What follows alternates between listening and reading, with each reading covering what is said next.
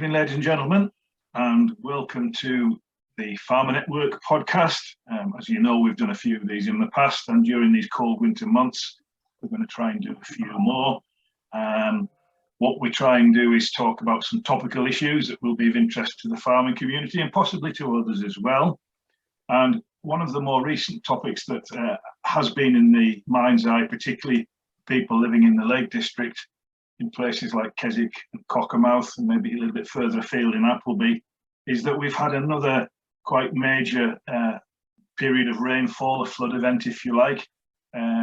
Thankfully, my hometown of Cockermouth wasn't too badly affected. I know there was some structural damage to buildings and some buildings were flooded, but thankfully not to the levels that they have been in the past. But I am aware that farmers in the catchment, particularly the River Cocker catchment, have been doing work in the past and looking and exploring some new ideas that I don't know a lot about. So I contacted Annabelle Kennedy from the West Cumbria Rivers Trust, and thankfully she's agreed to have a chat with me this evening about this very subject. So a warm welcome to Annabelle. How are you doing? Thank you very much. Very well, thank you. Great to see you. First of all, for anybody who isn't really sure of what a Rivers Trust is, or indeed the work of the West Cumbria Rivers Trust, tell me a little bit about what you do. So we're an environmental organisation that is grant funded. We apply for all our funding to deliver and for the staffing, and our mission really is around working with farmers and landowners at water quality improvements, as well as water wetland habitat improvements, but also much wider landscape habitat and environmental improvements, including natural flood management. It's a pretty varied portfolio. Yes, certainly in the Cocker catchment we've started on a natural flood management programme, which was funded by the Environment Agency post Desmond, and the funding was for natural flood management, or NFM as we call it for short, to put interventions into place with the idea of undertaking research, and it's a kind of research and development project to see how effective and monitor those individual interventions, as well as at a kind of sub-catchment level as well. Brilliant. We'll come back to that, but for those people who perhaps aren't really aware of the area that we're talking about, my hometown of Cockermouth is a lovely little market town, shades of William Wordsworth, Back to the Future, back in the future I should say, with daffodils. But Cockermouth's quite an amazing town really, because it's at the confluence of two rivers. That's the River Derwent, which flows from Keswick, if you like, through Bassenthwaite Lake, and goes much further than that. And right at the confluence of two rivers, the other river is the River Cocker, of course, which is a shorter river, hence the name Cockermouth. So tell us a little bit about that catchment then, the Cocker catchment that you're particularly working on at the minute. It's quite a varied catchment. There's lot of fell, lot of common land. There's as well as a lot of in by, down on the floodplain. The River Cocker is, well, they say it's the fastest river in England. And it runs really essentially from the whole catchment, runs from kind of Honister Pass, just above Buttermere at Gatesgarth Farm area, runs down through Buttermere and surrounding fells, Crummock Water, and then there's an arm from the Lowes Water area and the Mozzer area, and running down Lawton Vale and into Cockermouth. Yeah. And a whole variety of farmers, mainly sheep and beef, with a few dairy farmers, not so many, and so quite a good mix of people, range of ages and interesting farming approaches. Yeah, I know many of them. So when you think about the boundary of that catchment, then it's quite a huge sort of catchment, if you like, in a very small area. So we think possibly, you've mentioned Honister.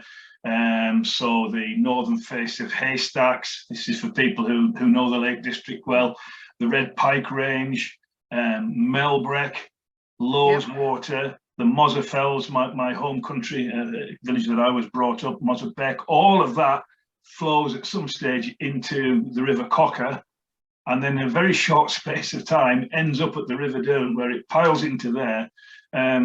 and presumably that's what is the cause of, when we do have these really bad weather events, and we've had a few over the years without going into any detail. That's the reason why, isn't it? Yes, it's really that intensity of rainfall that we haven't seen until kind of recent years, and now it's not a question of if areas will flood, it's a question of when. And I think we're dealing with that reality. And certainly there's a lot of steps going in the direction of alleviating that, and that's around not only your more traditional engineered solutions within towns such as Cockermouth or Keswick, but also around land management. There's tremendous opportunities to make our landscapes much more resilient as farm businesses, but also in terms of storing and slowing water within the landscape. And that might be water from becks and rivers, it might be surface water, and we all see a lot of surface water coming down the roads. The roads are sort of the best conduits for water, aren't they?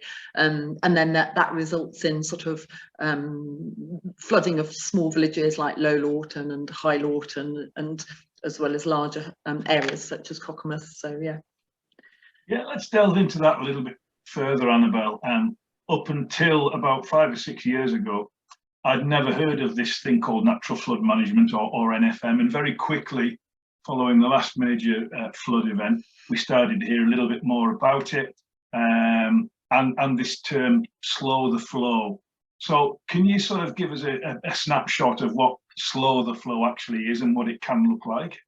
Yeah, so it is essentially around slowing and storing water within the landscape. The idea, the principle being around capturing that energy as high up in the landscape as possible before it gets that velocity, that energy, until it becomes a problem downstream. So we're doing a lot of work with landowners and farmers at looking at solutions, and as I say, it's very much around research and development and looking what data comes out of that. And we've got quite a nice example is if people can picture Wimbeck Pass, there's well, I'll call it Wimbeck for the sake of argument, but it kind of changes names as they do around Cumbria. Runs from the top of Wimbeck Pass down for 7 kilometres down to the River Cocker, which is a fair distance. I actually measured it earlier. I'd never actually measured it, so it's quite interesting. So just short of a kilometre of that is very sort of lined channel, our kind of traditional modified channel, and that goes from High Lawton to protect the village, obviously, down to what's called Wimbeck Bridge. So above that, right at the top, is Forestry England land. And within that, it's public land, essentially. So Forestry England have become one of our delivery partners. And within that area, there's an area, little becks and gills that all combine together. And then there's the big area of Spout Falls, which people will probably be familiar with, big waterfall.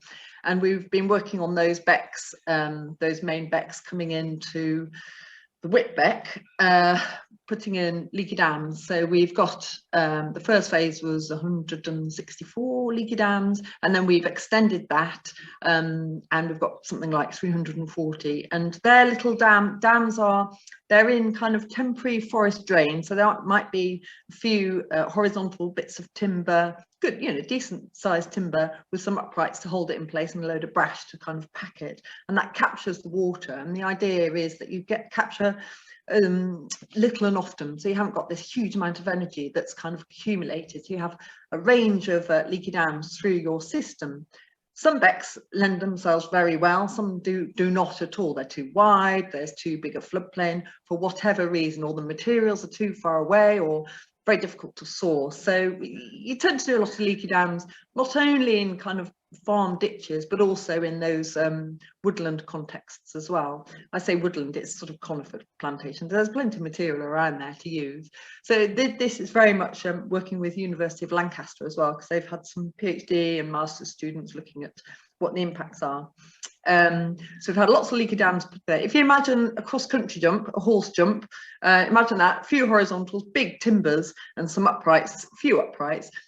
Some of the time it's within the channel, and that captures a fair amount of water. Some of the time it extends out to most channels, well, a lot of channels have floodplain, and they extend out to the floodplain. So some of them are in the big wide open areas, and I think the biggest one is something like 40 meters, 120 foot, which is, you know, a fair size, and it's capturing a fair amount of water. What we found from our research, that's gathering within those floodplain areas, 97% of that water stored is within the floodplain rather than in the channel, which by eye you wouldn't necessarily think that. So that's interesting. It just goes to show that research, that sort of proper scientific approach is quite important. Anyway, we go down from Wimbeck, from the two main tributaries, and we drop down into what's called Blazbeck, and that's tenanted by a chap in the kind of Buttermere area. And it was basically quite steep banks, bit of a bracken scrown, not a lot of productivity there in terms of, it was a cold spot as well, you know, it doesn't really see the sun in the depth of winter. And he was quite keen to fence off the beck because there's issues. It was very steep and not productive. So we did that, and then we it kind of made sense to put some trees on, because, you know, it's not, there's a couple of tributaries where we left as quite nice grassland that cattle get in from time to time to graze off, which there's created this amazing, you know, for wildlife is fantastic. Loads of orchids now that weren't in flower before. I found a squished orchid, one with no flower. Now we've got kind of 45 to 55 spikes each summer. So that was really good because the cattle graze in there as well. Obviously we've got the trees in, and tree planting is really important. We're going to do more at Wimbeck Pass as well to complement the dams. Trees are very good at, they create that depth of root, and down those roots there's the conduit for surface water. So they're within a woodland, you can capture an awful lot of surface water before it hits the beck. So that's all part of the natural flood management approach. But it's also, obviously, in terms of wildlife, it's fantastic. I mean, up there there's a few big beech trees, and then it's conifer plantation with a few sort of scattered naturally regenerated birch. So the idea is to help link the habitats down the becks as well. And then further down, within that Blazbeck, there's more opportunity because, you know, over the years, you know, becks do get dug out, and what had happened, it was nice and meandering beck, but it had become quite over deepened. So what was happening is the water was coming down at great speed with the gravels, and landing at the pinch point, which is the little bridge above the village of High Lawton. Gravel accumulates, and obviously in flood conditions the water overtops and would run down via the roads into properties and flood those properties. Now, we'll never, you know, floods happen, water moves, gravel moves, we will never stop that. But in some places there are opportunities to create a much more, what's described as a kind of jerky conveyor belt of gravel movement. So you haven't got this big rush of gravel in one time, because that's what causes problems. And we see that on the floodplain of Lawton Vale. So the idea is to create that jerky conveyor belt of movement of gravel. But when the beck was dug out, obviously that's not able to happen. So we actually put in rapids, essentially put in a load of big stone and smaller stone at key places along that section of 700 meters of Blazbeck. And this was all modelled by a consultant to see effectiveness and see where these were best placed. What those gravels do, imagine kind of heaps of stone, quite, you know, like 20 meters long, with big stone, 600 mil below, holding back the water in flood conditions, but also holding back those gravels as well. And they will move also, but also it heightens the water level, and it spreads over the floodplain, because the floodplain had kind of become completely disconnected to the beck, so it was just rushing down, and the floodplain holds a little bit of that water as well as holds the gravels. And now, after the floods of 28th of October, I mean, it's fascinating because the whole place is underwater. But then afterwards, just looking at it a few days afterwards, it was, you know, quite a lot of gravel stored. So we're getting research done from the University of Salford to look at how those gravels have changed. They did an audit before we put the rapids in, and they've done a couple of audits afterwards. So just come up with a report fairly soon. And then downstream of that bit, so we're probably, let's say, I don't know, 1.5 kilometres down the system now. And then downstream of that, there's quite nice farmed land, and there's quite a lot of willow down at the bottom, so that captures quite a lot of water and the debris and the gravels as well. That's just naturally there, because essentially our leaky dams upstream are kind of emulating natural processes, but of course in a conifer plantation that's quite limited anyway. And then further down, then it becomes it's just under a kilometre of lined channel when you get to High Lawton, and then after that, then there's a stretch of meandering beck, which is called Wimbeck meander restoration, sorry, and that was done in 2014 by West Cumbria Rivers Trust. That was working with a couple of farmers who own those field parcels, and that has lengthened the flow by 4 times. So I can't remember the actual distances, but it's something like, I mean, imagine running 100 meters versus 400 meters. It's quite a big difference, isn't it? So essentially that's the principle of the natural flood management, is about slowing that as well as storing it within kind of leaky dams. And then added to that, this summer, we've been working with a farmer to create a wetland. It's an area that's flooded anyway. He wanted to know wetland. It was quite civvy, sort of quite poor ground for grazing, some of it. So he likes his wildlife, so he wanted to create more permanent pools. But then with all the spoil that we dug out, it's not that deep. With the spoil we dug out, we created a bund, so when it floods, it can hold some water in for a little bit longer. But it does have an outflow pipe. It has a normal overflow pipe that also has a kind of high level overflow. So when it does flood, it can get out. It's just over a longer period of time that it would otherwise. And it soars through the October floods very well. It's very robust. We did it early season, so it's, you know, good and compacted and stuff. And so those are sort of examples on a 7-kilometre strip. But we also do all sorts of other things, hedges on contours to capture surface water flow. We've done some deculverting, so removing sections of culvert and creating a little meandering beck. You know, a couple of people who have fenced and planted those up. One isn't planted, or it can stay as kind of farmed land. It's just more of a meandering beck, which is great for wildlife. And then we're looking at a more ambitious one for about, I think the deculvert area will be the meandering beck, which will replace a straight culvert, will be around 1 kilometre. So, but it's also, there's all sorts of things. We've also been working with them and bought an aerator, so it's around soil aeration. So there's those benefits to productivity. So the grass yield is more favourable, less compacted. We've also got a subsoiler that's available for people. That doesn't get often, it's used quite so often, but there are aerators quite popular. Yeah, the hedge is obviously really good for shelter and shade, and with our crazy hot summers, then, you know, the shade comes into play, doesn't it? And also, you know, between farms in terms of biosecurity. So it's looking at those sort of whole plethora of benefits to all of those measures that have natural flood management benefits, wildlife benefits, as well as benefits to farm business. Not all we do is focused on natural flood management. Literally, sometimes it's literally a farmer might want a good old traditional farm pond dug, and we'll go and dig a good old traditional farm pond. So it's all around habitat and wildlife and whatever works for that farmer and that business, essentially. And yeah, a few infield trees, quite like individual trees in their fields. You know, and that obviously in terms of wood pasture, that's quite favourable payments on the stewardship as well. So and really kind of the idea is to work very collaboratively together with the farmers and look at, there's so much knowledge and expertise within our world of farming and environmental and all that, that is just bringing that together and seeing what works for individual farms. It's going to be different on every farm, isn't it? And every farm, there's an opportunity, however small, however, you know, somebody said to me, oh, well, I only want 200 metres of hedge. Would you do that? It's not very ambitious. Well, yeah, of course, you know, it's all those small parts make up the whole, which are, you know, great benefit. And obviously they want the hedge because it's shelter and shade and all of that.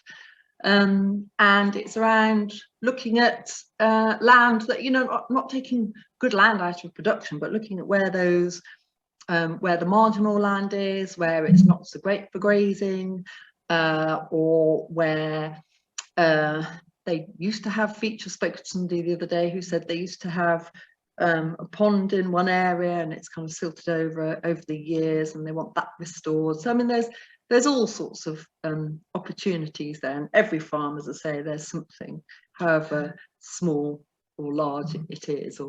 And of course, at the moment now with elms and carbon, and we had to talk, we also have a farmer group who does, we run talks. It might be liver fluke, it might be soil carbon, it could be anything, not dissimilar to the farmer network. In fact, we've had farmer network to come to deliver a couple of talks, which has been brilliant.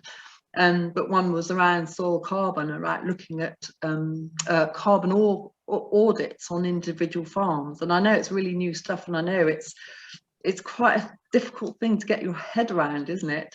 But the great thing is, Annabelle, isn't it, that all of this stuff is integrally linked. And from what you've been discussing about natural flood management, and thank you very much for a whistle-stop tour of the River Cocker, which is a small, very fast-flowing river. Great to hear of those different measures that have been looked at. It's clear that you talked to Leaky Dams right at the start. You know, one little leaky dam on its own isn't going to make that much of a difference.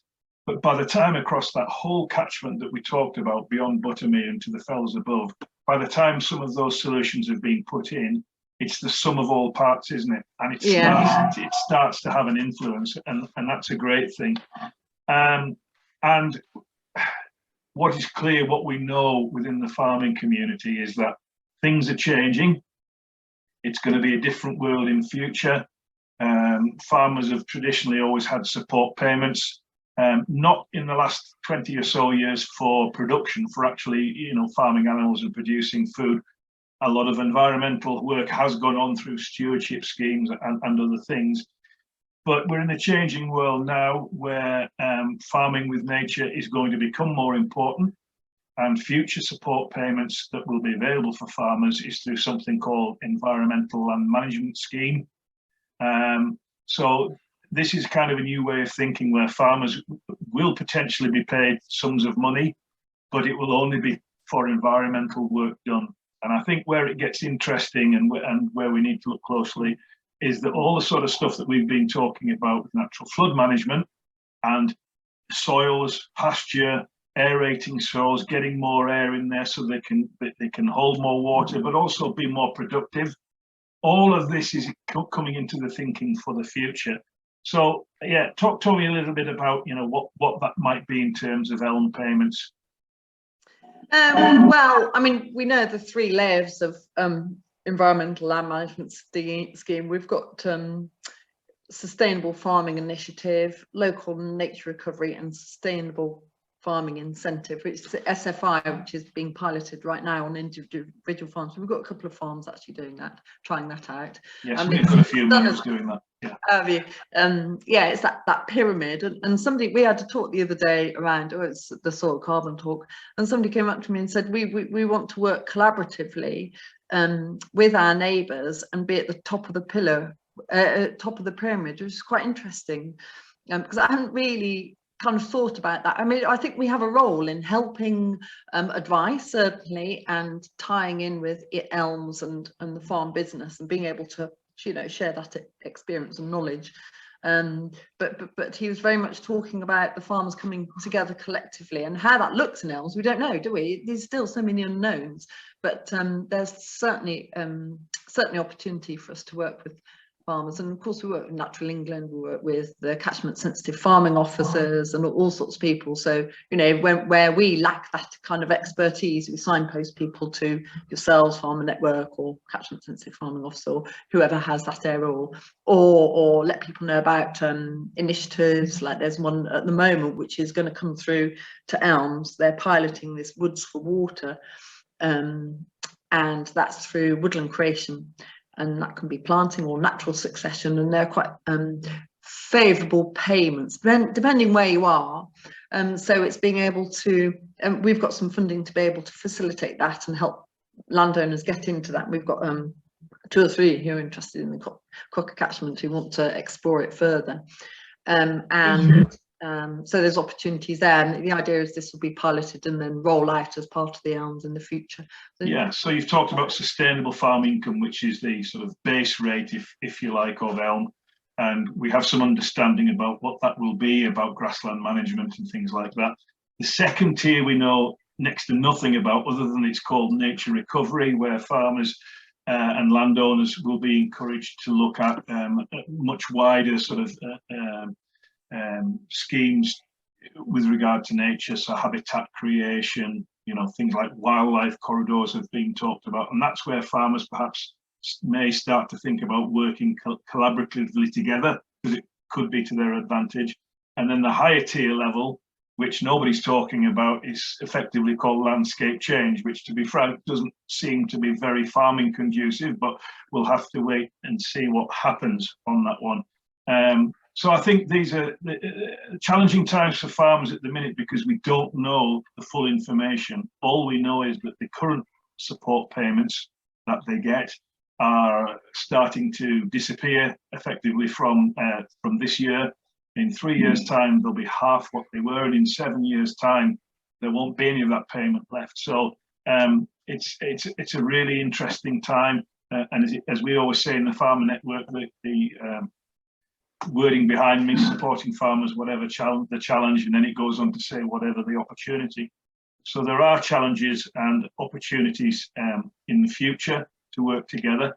What's pleasing for me is that you clearly think that farmers have a big part to play, and I would like to think that people lower down the catchment, perhaps not within the farming community, people living in places like Cockermouth and further down, begin to have an appreciation that farmers are part of this whole thing, as well as, and this is something which, without getting political, government perhaps doesn't appreciate enough, as well as producing great food, rearing sheep that people come to buy.